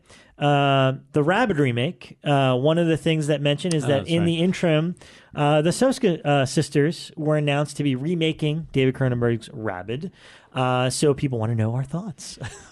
I love that they're remaking it. I think that that's a great thing. I mean, I don't necessarily think it needs a remake, but if you're going to remake Rabid and need to pick somebody to do it, I think that the Soskas have a beautiful feminist voice, and I think that they're great with body horror. So I think it's going to be an interesting combination. Now, actually, I don't know if I've seen Rabid, believe it or not. I know you would know if you saw it. Yeah, it's so sexual that you would. Okay, then I definitely did. The very early Cronenbergs, like there's a little pocket in the very beginning of Cronenberg's career that I haven't seen. No, it's not on Blue. It might be on DVD. I love that, and they're my favorite of his. I mean, yeah, he's made better movies, but those two at the start are just two of my favorites because the way they feel and the sexuality in them is, he's so ahead of his time, even before AIDS. Yeah. And Shivers is like really this crazy, STD orgy movie. I think it's really cool. Look, No, I'm not happy that they're remaking a Cronenberg film because it's a Cronenberg film. I think it's very hard. If they just remake the concept of a STD being changed, yeah, sure, that's not a problem. I think there's elements in American Mary that make it a good choice. Right. But there's also a lot of other work they've done since in the TV show that makes me question them. What are they? What kind of filmmakers are they? I don't know. So I'm not sure. I wouldn't say I'm excited about it, but I'm not against it. They can, prove me. I hope they prove that they're good filmmakers and do a good job. I'm kind of neutral because, again, like I'm not familiar with the original, so I don't really have any stake in it getting remade. They're Canadian, at least. Yeah, I mean, look, I mentioned I like their original stuff. I like American Mary. I actually really liked the prison movie they did, Vendetta. So I would much rather they do more original stuff because I think their original stuff is interesting, and they've definitely got a voice for it. But at the same time, it's like, look, that's a great opportunity to get to remake a known filmmaker, one of his films. So if it keeps them making more movies, that's great. I'm totally looking forward to seeing what they do. I wish I knew if he gave them the permission, which he probably didn't. And that's if one he thing. gave them permission, I'd be all for it because that means he trusts you to do it. If it's just that it's owned by some exploitation Canadian company, whatever. From what I understand, Cronenberg is never happy if somebody remakes one of his things. Right. And I know for a long time, Scanners was he's not happy that there's Scanners sequels. Our friend Darren Bousman was at one point going to remake Scanners. He had one conversation with David Cronenberg at a party and said, "Hey, I'm remaking Scanners," and Cronenberg turned around and walked away. That is how he felt about it. Was he okay with Begas remaking it? Boom. The mind's eye. He made it fun though. We wish him the best, and I hope it turns out great. The other thing is news about The Dark Tower, the movie. Good that casting. You've heard of it. Great casting. What's the guy's name? I always say McConaughey and Idris Elba. Yeah. And I think that's, and Stephen King seems to approve. Maybe Aaron Paul. I don't know if you saw the tweets between. There was a big rumor that Aaron Paul, I'm not familiar with the Dark Tower series, so I don't. I've never read any of them. But there's a character that apparently the rumors got out there that Aaron Paul was going to be that character. But I guess it wasn't official, so Aaron Paul tweeted saying, "Oh, this would be great if this happened." And then he tweeted to Stephen King saying, "Hey, my friend Stephen, I think you could put in a good word for me." And Stephen King replied back saying, "Absolutely, I'm a big fan." Because he is a huge fan of Breaking Bad. So at least he's got that endorsement. That's fun, yeah. There's another one I just read for the first time. This is actually breaking news as far as I know. Your thoughts on Eli Roth being replaced by John Turteltaub to direct Meg? Meg, that's true. That actually bums me out because that was the first. Wait, who replaced Eli John Roth? Turteltaub. He was I don't remember what he made, but it's one of those names he did a lot of just kind of journeyman. But the reason I don't like that is because that was actually the first Eli Roth movie I've been excited about ever. And the whole literally because it just sounded cool. It's like this big thing. Do we know anything about why he was replaced, or is there any story? No, I'm sure. I mean, look, that movie's been in development for so many years that I'm sure, with any of these films, it's always, especially on that level, it's always a timing thing. So who knows? Maybe Eli's got another movie that he's excited to do that has taken him out of the running, or maybe this other guy came with a more another pitch that's kind of more in line with what the studio wants from it. So who knows? It seems weird because Eli's definitely a name that they can use. Whereas John Turteltaub, it's not. I would have been curious to see. I wanted Eli it. Actually, I wanted to see I want to see him Eli make Roth something bigger do and- something not about highly sexualized college girls. And college humor guys. Yeah. Like I'd like to Yeah. see him move into something different. I'm looking up John Turteltaub. Turteltaub, yeah. Right now, he did Cool Runnings, Three Ninjas While You Were Sleeping. This guy's been in Hollywood forever. National Treasure. Okay, I love him. You're he did already on both the board. National Treasure There you go. movies. You're That's sold. why. Okay, I'm good. He's going to do the National Treasure guy's doing a giant shark movie. Bekah, what do you think? Yeah, this is like my dream. Right up your alley. Yeah, somebody in Hollywood just said, "What would Bekah do?" And this is it. And it's I think happened. it was Bekah who fired Eli Roth and Yeah. hired the National Treasure guy. That's pretty funny. So, John Turteltaub, you can thank me somewhere. Any non-news questions? Another opinion question was our thoughts on The Ring versus The Grudge. I am fucking there. What do you? Oh, there's a movie with the two of them. Well, what happened was there was a fan teaser. I don't know, 6-7 months ago. Somebody just mashed up as the Ring, Sudoku It was like a versus funny Kyoto. thing. It's funny, and then the Japanese people that own the film rights to those are like, "That's a good idea." So they have officially made it, and it is coming out this summer. Wow. It's Sudoku versus Hayuko, whatever. I'm fucking excited because the trailer is hilarious. Okay. I have no idea how they're going to fight each other. I don't understand understand how this can happen Like, or I how hope- because the Grudge exists in one house. So does the ghost from the Grudge watch the tape? That's the Look, only way I can assume it goes down. If they can get Freddy versus Jason together, then they can make this God. happen. But that's what I want to know. Are they going to like physically fight each other? Yeah, or I something? want like a battle I'm so of the into it. ghosts. Talk you about know what? slow burn. That would be It's- like the ultimate slow burn. I can't wait. The trailer's great. I'll show it to you after. And honestly, it's people requested us doing a Japanese horror thing. This is motivate. I broke out all my original Ring movies and all. I'm going to start getting into those movies again now. So Audition. I love Audition You so need much. to watch Strange Circus. I'll watch them all. Yeah, it's never totally gonna watch wild. that. Another It's Twitter totally question. wild. I'm never going to. You just say that because I said it. I know. Of course you did. If in 10 days somebody who was like, "Have you seen this great art film called Strange I'll Circus?" be like, "Oh, cool." You're gonna be like, "I totally love it." Yeah, I think Bekah may have mentioned it once, but I don't know. Don't She sucks. pigeonhole my hate, Oh, I'm gonna. my rage. Discuss. I didn't see the. Oh, I saw briefly a bit of the new Ghostbusters. Kevin Lane asked Oh, yeah. what we thought of the new thing. It doesn't look. I definitely wouldn't even say it looks like horror at all. Yeah, It but looks it's pure Ghostbusters. comedy. It's hard. Yeah, I mean, we've all talked about 80s movies and It stuff like didn't that. offend me. Like everyone was getting angry about it. I looked at it and was just like, yeah. So who cares? It looks I think fine. it looks I funny. don't care. It's fun. Yeah, I mean, look, the didn't trailer excite me. It looks exactly what I expected out of it. I was like, Yeah. oh, okay, it's different actors. This and that. The problem with it, and this is the line that we have to draw because look, Sony's a big corporation. They edited this trailer. They must have been happy with it. I actually really liked all the fan trailers that they made. That made me want to see the movie more because they cut it down to a far more appropriate teaser. The backlash about them being women is fucking ridiculous. Yeah, that you got to get over. Even the stuff like I posted it up on my own Facebook page, and it was like all these people came out like, I can't believe these fucking bitches got their own movie, and I was like, this like- is making it so easy for That's- me to tell who I need to Yeah. delete off Yeah. my friends list. Thanks, guys. That's ridiculous and that's uncalled for. If you want to call into question the merits of doing a remake reboot, because that's the thing, it's like it opens up as if it's a sequel because they're like 30 years ago. And then there's scenes that are exactly the same scenes from the original movie. You're like, wait, is this a remake? Because that's totally a scene from the original. And that to me has me skeptical because it's like, actually, all the stuff that's not remake looks kind of cool and fun. Yeah. But like when you're doing the library scene again, and you're like, and it doesn't look near, the CG looks pretty bad compared to what Steve Johnson and his crew did in the original. I understand people calling into question that in the same way that when they saw the RoboCop remake trailer, like, wait, but is this a remake of RoboCop or a sequel? I don't know what that is. So that criticism, I understand. Anything to do with the fact that it's who the cast is, you're fucking insane. It's like, at the end of the day, Cast. it's just a movie. Yeah. And you can And it's a comedy. you can go and watch the other two anytime you want, and it's Yeah. fine. Somebody actually So- wrote on my Facebook page and seemingly meant it. None of these women are hot. I don't know why I'd watch it. And what is wrong with America? But that aside, I actually think it looks great. And I know that there's been a lot of criticism about, it's not scary. But I mean, I saw the original Ghostbusters when I was a kid, and I never thought it was scary.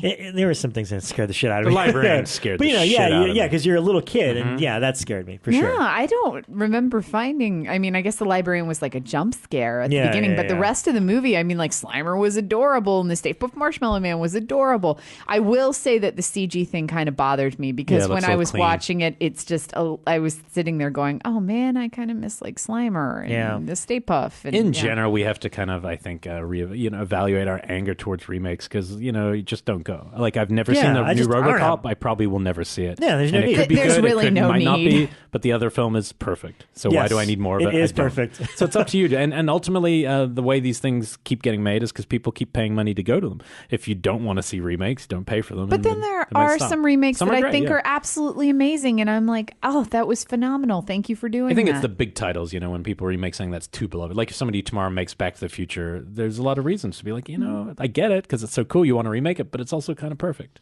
So I don't know who said it, but somebody actually asked us, like, why do things get? I can't remember which page it was on, but somebody actually asked, why do things keep getting remade, or why aren't there original things? And it's like, look, Sony is fucking Sony. They're like, this is a multi-billion-dollar corporation, and they have a lot of people that they employ.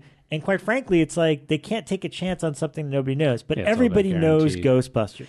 So they can literally the word put is out cha-ching. That's the reason. it's I money. It's what is going to keep the company going for the next year or two, which is why they pump out a Spider-Man movie and then, like, you know, Lionsgate. I don't mean to call them out on this, but it's the truth.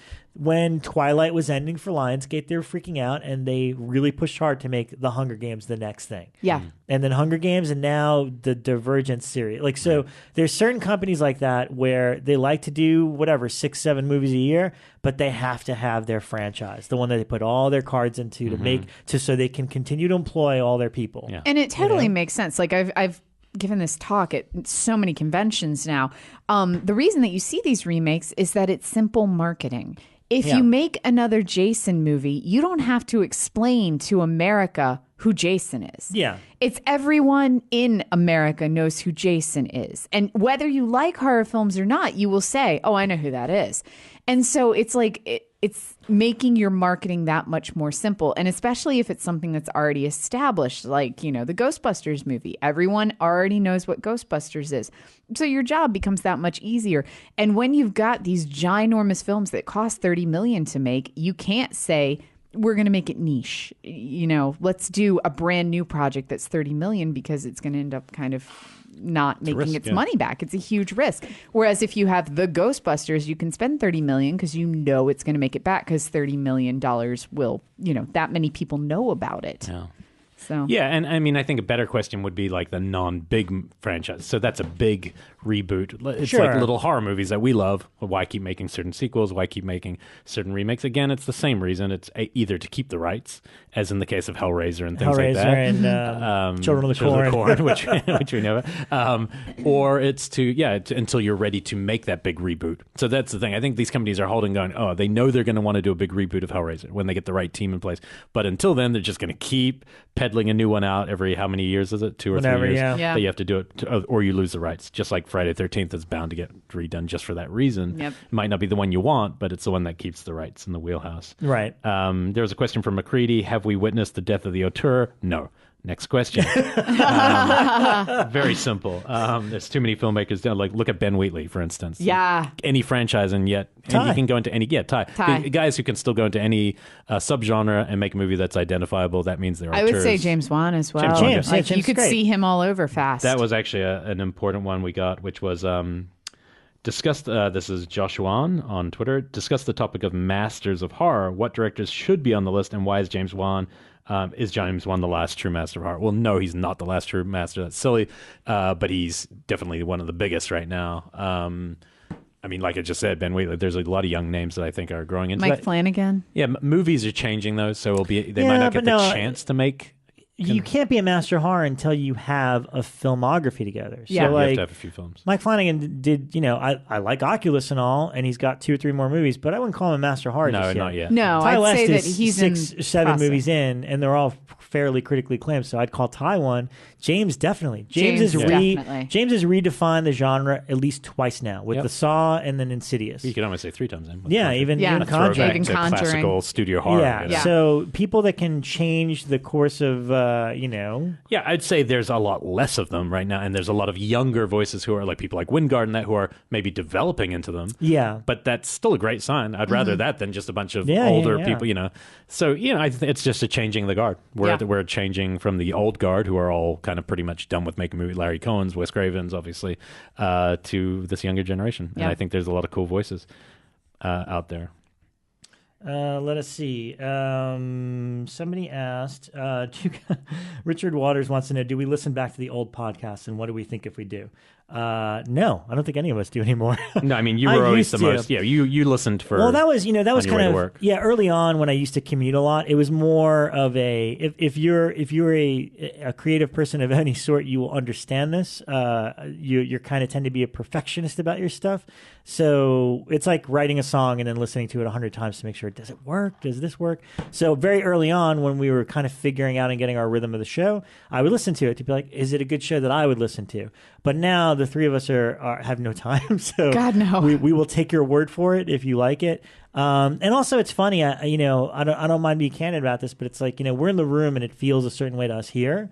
sometimes between the three of us, we'll either have a guest or have a conversation that one of us will feels off, like we didn't do okay. Yeah. And then I'll listen back to the episode and it's totally unfounded because there's just a different energy when you're listening back to something. So it's not unlike acting. Like when you watch actors and they think they've bombed something. Oh yeah, and you see it on screen once it's edited, and you go, "No, you nailed it." Versus an actor, I nailed that, and you're watching it. Yeah, it wasn't that good. Yeah, there's definitely been a couple of shows where right afterwards, when we're talking by ourselves out in the parking lot, we've been like, "I don't know if that was a good one, guys." Man, we kind of screwed up. That damn drunken debates. Yeah, that thing's perfection. That was one. That was one that I remember us leaving, and we went to the Foxfire and kept drinking. Yes, and we continued drinking, but we were like, that was we just fucked that one up. I don't even know if we can air that. Yeah, we were great, but Dave Parker and Mike, they're pretty average. That damn Collins and Collins, what the hell? Keegan Prozac, I probably can't even pronounce it, says, I'm on an Italian Fulci Argento kick right now. What are each of your favorite Fulci Argento films? Can't wait for a new episode. Argento, I'm going to go Tenebre just because I just saw it and I think that is up there. Suspiria, definitely. Suspiria's great, yeah. And then what, Fulci as well? Mm-hmm. I'm gonna go City of the Living Dead because it's such a unique zombie. Like every time I see it, I'm always blown away by how it doesn't follow the zombie rules at all. It's the most disturbing. It's a weird Is supernatural. Is that what we watched in The Office? I did. I brought it into The Office because I'm like, we gotta watch. Where the girl vomits up her own innards. Yeah, and then kind of fun. And zombies just appear out of nowhere, and you're like, wait, they're ghost zombies. This is crazy. I've always liked The Beyond, Beyond's although great too. It does not follow. At midnight. Don't watch it at midnight. No. We tried to watch it at midnight. It's a bit slow at midnight, but I did always love how in the final climax when everybody's turning into a zombie, no matter how many zombies he shoots in the head and they all go down, he still is like, I don't get it. He's like shooting them in the shoulders and the knees, and it's like, okay, man. That's a cool thing. The cool thing about movies are like, especially Fulci, like the first time, or Argento actually, they're both similar. First time you see them, the couple scenes you'll remember are enough. If there's one, like, the ending of The Beyond is enough to make you love it forever, but you could go revisit and go, wait a minute, there's like an hour of the clunkiest, weird stuff. And it's the same with Argento at time. But like Suspiria can never be passed in my mind as like just such an original thing. So I could never not say it was my favorite. But if somebody asked me the best, I'd probably go Tenebre. Might be just like, it's like such a well-made movie. Yeah. And I think I'm with you with City of the Living Dead, even though The Beyond is like maybe the one I want to say is my favorite, but when I rewatched that first hour when we're at the midnight, I was like, but then the ending's so freaking awesome. I like the first hour because it's well punctuated with like, oh, the plumber's face is melting, and I think I actually have a little bit of an issue when he makes films in America because there's something so weird about Italian dubbing. I like Zombie too. Yeah. Actually, Zombie's pretty fun. And New York Ripper's crazy. Yeah. I always thought Zombie was a little dry. Like after we actually have a zombie, it gets a little bit better. But the one I have to revisit, I've only seen it once on DVD, like a long time ago, is Don't Torture a Duckling. And I remember it being really interesting. I've been meaning to revisit. I got to revisit we should that watch too. it soon. But anyway, good question because there's a lot of fun there. From David Hopkins, he wants to know, for someone who has never been to a horror convention before and wants to go, what is the must-attend convention in the U.S.? This is a tough question because, unfortunately, things like the Fangoria Weekend of Horrors don't happen anymore. But I will say, and we obviously have a little bit of bias, and people asked us about this, so we should address it. We've always had a great time at Texas Frightmare, which happens in Dallas, Texas. I think the next show's coming up in a few months, really soon. A few weeks. I'd say it's like early May. Probably. I think so. But really, we went like last time because we were with Fangoria, and Bekah's not working there, so obviously it's a different thing now. Yeah, we went the last 2 years, and that's the reason. The main reason we're not coming back this year is because honestly, it's a matter of timing and financing. We were Bekah repped Fangoria, so we were able to kind of come on Fangoria's behalf. I made him work the booth. We worked. Yeah. We were not freeloading. Yeah, we didn't get sent there. That's pretty much freeloading. He was freeloading. Elric was just drunk the whole time. Yeah. And since now, we're just getting set up at Blumhouse, and we don't have any affiliation to it. So, in other words, we'd have to pay our own way to get there, and then pay for hotels and this and that. And unless you're listening and you run the convention, and are like, hey, we need a podcast. And of course, Elric and Bekah both have 2 kids now each, so that's the other complication. So we'd love to come back maybe next year. Yeah, my dreams. I mean, I want to go to Fantastic Fest more than anything. Yeah, that'd be fun. I haven't even gone as a fan, but that's just a fest I think I'd love. And I really wanted to go. The one we were talking about, I really wanted to go. The Shining, hotel thing. Oh, yeah, But they the decided this Stanley. year to The take the year Stanley off. Film Festival, Because yes. they're building a film museum there. Some that of the other like absolutely fantastic horror film festival or horror festivals conventions around the country. I would say Monster Mania. They have one. Monster Mania, Cherry Hill, New Jersey. They also do one. It's happening this weekend. They do one outside of Baltimore. I think it's called Huntsville or something like that. Yeah. That one's a great show. Cinema Wasteland is I hear that's also great. Yeah, those Chiller's a pretty good show. Yeah, Chiller in Jersey is also a good Monster show. Palooza, of course. And yeah, of Oh, course. Rock and Shock in Boston. is Rock and great. Shock in Boston, and if you can make it out to LA, the Monster Palooza show is probably one of our favorites. And the Days So- of the Dead shows are always, they do a number of them around the country, but the Days of the Dead shows are always pretty tight. There's one coming up in LA in April, I think, here. I think it's at the same Burbank Convention Center, too. Here's a good one for you guys, especially Rob, because you're into this. Mick Carroll asks, with streaming becoming the norm, do you think old existing commentary, special features, etc. from old DVDs will become rare or lost if we're moving purely to a streaming universe? Yeah, that's it. That is a good question. Yeah, I mean, look, I'm still of the mindset, and I think I'm not alone in that I will never fully rely on streaming. You know, one of the most depressing things to me is like, and I'll admit this on the show, I have a really large physical media Just collection. stop right there. Just- Oh, okay. I just thought you had a large I liked it. I know where you're going. No, I mean, you can't, not to brag, but you can't walk into my place and not look at my wall of movies and be like, oh. And the reason I love it is because when most people are over, it's an instigation. It's a conversation instigator. People stand in front of it, they look and they spot a few times, like, oh man, I remember this movie, I remember that, and it evokes to me the feeling of being in an old video store. Yeah, but when you come to my house, I walk you to the TV, I turn on, I go to my DVR, and then I show you all my DVR files. It's not the same. No, it doesn't work. It's not the same. But what I was going to say is it depressed me because we ended up doing our first episode this year where Michael Dougherty was at my house, and I was pumped thinking, Dougherty's going to come in and look at my movies and be like, oh, that's awesome. And I was like, yeah, what do you think of my collection? He's like, I have everything digitally. And it just so deflated me. Like, oh, come on, man. But the reason being is like, no matter what, without fail, every time I try to stream something, it pauses in the middle, the quality goes down, whatever. I've never had a 100% flawless experience with streaming. I still like features, I love commentaries. So, well, I guess the better question is, and I could see a company like Shudder going for this, which is just changing what streaming is. And I know there are some places that are doing this where you can stream that, but you can also get to commentaries and things. Yeah. The question is, will they bother making them think, because they'll assume most people won't watch them. I think the ones that exist, if the companies put in the time, could save them and put them in that streaming capacity. So it's certainly possible. Will they bother? Probably not. Because you're not paying that extra. The reason they put them on a Blu-ray, what reason Scream Factory has that extra stuff, is so you will spend money to physically own the thing. That's the appeal of Arrow and Scream Factory and Code Red and all these guys is all the bonus stuff, because most of these movies stream right around the same time they're released. It's all, to me, it's the look of it. I mean, no matter what I watch on streaming or TV, it never looks as crisp and clean as when I put a Blu-ray disc in. It's always going to look great. But it's funny. You brought up a good point. It's almost like things are reverting back to, I remember the early days of cable when HBO first started. And what was fun was, they've got a 2-hour blocks to fill in. So if they have a 90-minute movie or a movie that's a little over 90 minutes, you'll get, they showed Rocky or something, and then they'll show like a 30-minute making of Rocky right after to fill in that time slot. I would like to see more of that on. So what's hilarious is like now it's like those features that are on Blu-rays, it'd be funny if these streaming companies start offering that and we kind of revert back to how cable started, which is like, oh, you could watch Silver Bullet on El Rey, but we're going to follow it up with a half-hour making of before we lead into your next movie and stuff like that. I used to watch the craziest shorts on HBO that way, because they would have these shorts on after the movies. There was this one called Slow Mo, I remember, that I watched multiple times.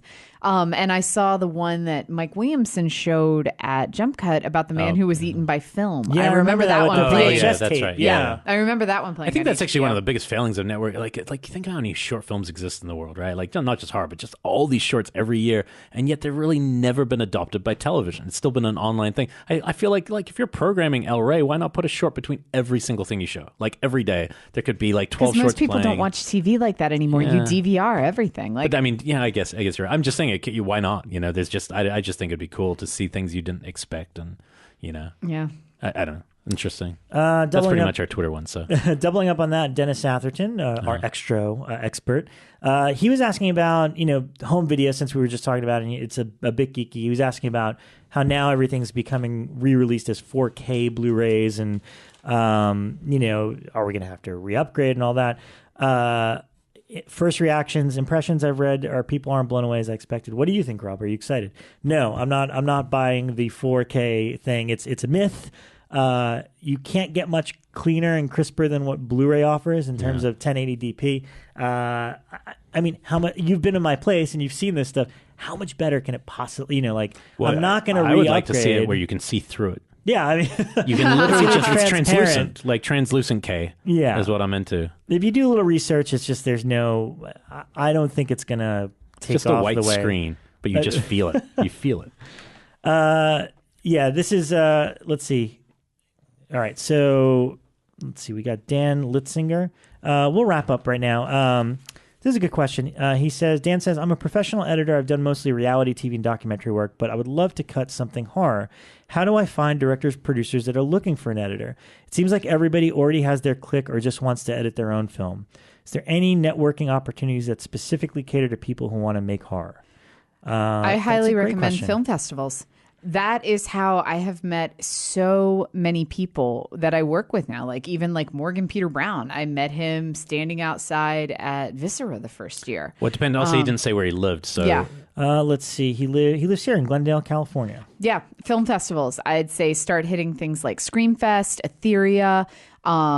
What's the other one that we have here? The Shriek Fest, things like that. Yeah. And you just stand around maybe and some chat. of these new sites like Crypt TV and things. I haven't really used it, but like apps like where you can build community and you could start offering your services to show a little reel of what you've done and say you're looking for work. There's no other really way except, really the best way, even if you're not a filmmaker, is probably to make a short yourself, edit it, and then try to use that as a calling card, keep it simple and tight. Or offer to edit something for free so that you can kind of get in with a group of people. I know a lot of people who did that when they first got here, you say, I'll do a couple shorts for free just so I can start networking and meet people. Yeah. And then after you've kind of gotten in with a group, you start getting referred. Yeah. You make them pay. Exactly. But there's no easy way, Yeah, the best bet just be active in networking. Go to conventions and festivals and all that stuff. You could always meet people. And like you mentioned, Crypt TV, I'm sure those people are struggling to find people to make those shorts as well because they're still on the same level. So just get out there. Yeah. We're gonna kind of keep it. Let's call it kind of early, just because Bekah's got a child to feed. Slept, and I gotta go home and feed a kid. It was good to just get her out. We'll answer any more online. We'll do that for you guys. Yeah, if we didn't answer a burning question that you desperately want us to, please let us know, and we will do it. Promise. Until then, thank you so much. We really appreciate it. It's good to be back. Missed you guys. Both in the room and listening. Yes. And hopefully we'll have some cool guests and a topic next week. Got some good stuff planned for next week, I think. Yep. Okay. Yeah. See you then. Cool. Thanks for listening.